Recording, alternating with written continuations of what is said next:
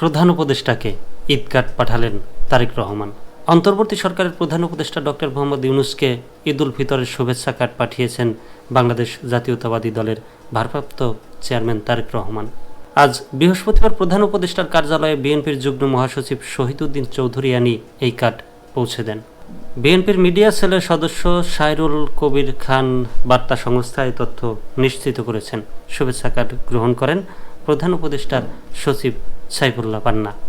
বিএনপির ভারপ্রাপ্ত চেয়ারম্যান তারেক রহমান প্রধান উপদেষ্টা ডক্টর মোহাম্মদ ইউনূসকে ঈদ কার্ড পাঠিয়েছেন বা ঈদ শুভেচ্ছা জানিয়েছেন।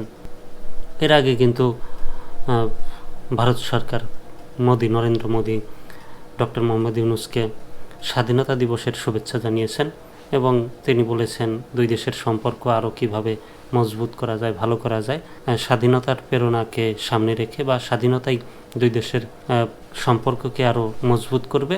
যদিও চীন সফরে যাওয়ার আগে ডক্টর ইউনূস নরেন্দ্র মোদীর সাথে বৈঠক করতে চেয়েছিলেন, কিন্তু ভারত থেকে সাড়া না পেয়ে তিনি চীনেই সফরে গেছেন এবং চীনে সফরে গিয়ে তিনি কিন্তু আরও রুশ প্রেসিডেন্ট, তারপর আরও বিভিন্ন বিশ্বের বৈশ্বিক নেতাদের সাথে তিনি সাক্ষাৎ করছেন। সেখান থেকে হয়তো অন্য কোনো দেশে যাবেন কিনা সেটা স্পষ্ট বলা হয় নাই। তারপর দেখলাম ডোনাল্ড ট্রাম্প তিনিও কিন্তু প্রধান উপদেষ্টাকে অভিনন্দন জানিয়েছেন এবং বাংলাদেশকে শুভেচ্ছা জানিয়েছেন।